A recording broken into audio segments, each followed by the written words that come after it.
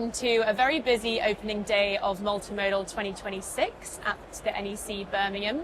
I'm delighted to be joined by Andrew Lowery from Danx Carousel today. How are you? I'm fine, thank you, Dulcie. Enjoying the first day, Yeah. early doors, and it's very, very busy. And you're exhibiting this year? Yes, we're in the Biffa Village as winners of the Last Mile Award last year.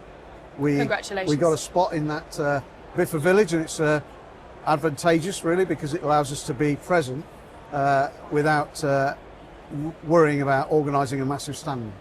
Yeah. Well, we're here to talk about time-critical logistics first and foremost. So in 2026, with greater cross-border challenges, how are supply chains adapting to support, as you call, the need for speed?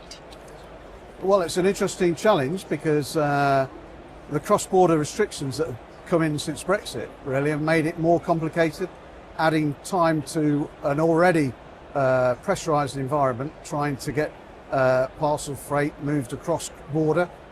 It's a continual challenge.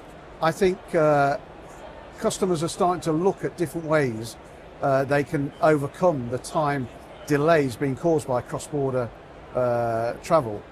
But not least, operators are doing their utmost to find solutions, using smart technology, using data to plan and better predict where they can eke that extra bit of time out of the whole supply chain process.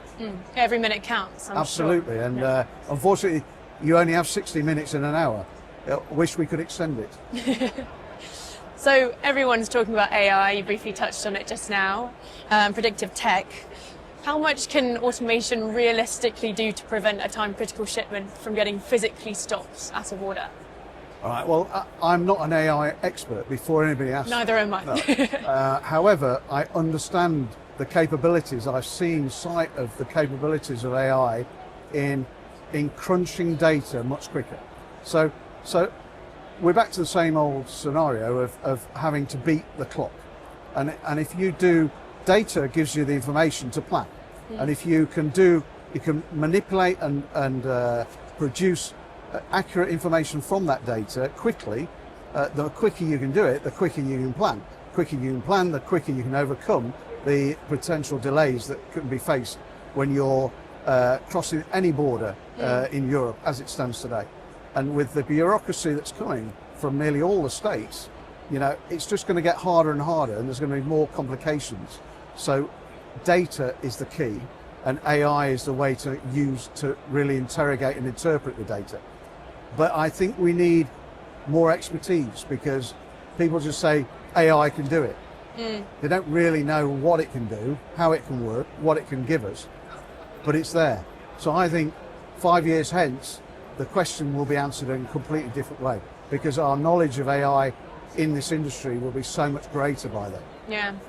You still need human oversight. I mean, you can't beat the person, and actually using the technology is the hardest part. It's not necessarily that technology exists, data exists, but using the technology to give you a meaningful information is the hardest part of the journey.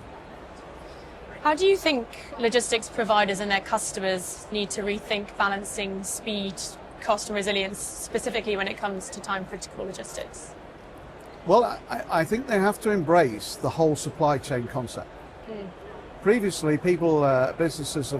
I've seen businesses sort of focus on one end of the supply chain only, or one part of the whole supply chain, instead of looking at the whole journey. Because actually, if you eat little bits out of 3 or 4 parts of that journey, the first mile, the middle mile, the warehousing aspect, the inventory control, the demand management, if you eat small time increments out of each of those, you get the same benefit without having to just really hone in on one particular area, which can be really difficult to do.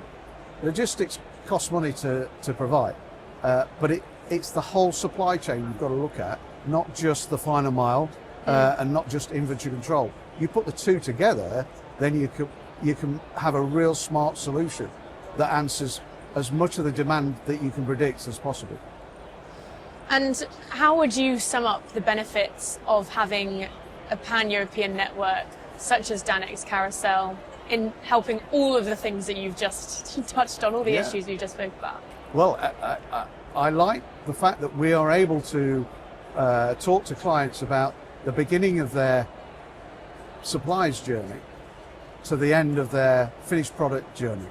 So we can control and support all the way through that journey, including the inventory control in the middle, including the demand management, using our data to support their plans and future strategy as to how they're going to service certain markets. Because markets are changing very quickly, and actually what fits today doesn't fit tomorrow.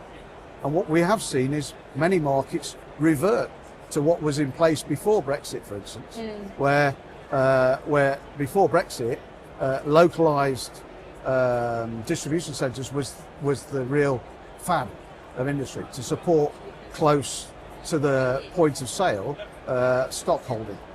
That all went after Brexit because people couldn't afford it or didn't know how to supply it or get the goods into it, so that they reverted back to big central European distribution centres. We're seeing more now of the localised FSL forward stock locations coming back.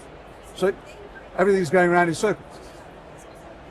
What happened before is going to happen again. Yeah. And it's just the nature of the cyclical effects of change and logistics in the whole sector of parts and spare parts supply. Yeah. Well, thank you very much. I hope you have a great rest of your multimodal 2026. Listen, it's been great talking to you. Thank you It's been very great much. talking to you as well. Have a great event. You too.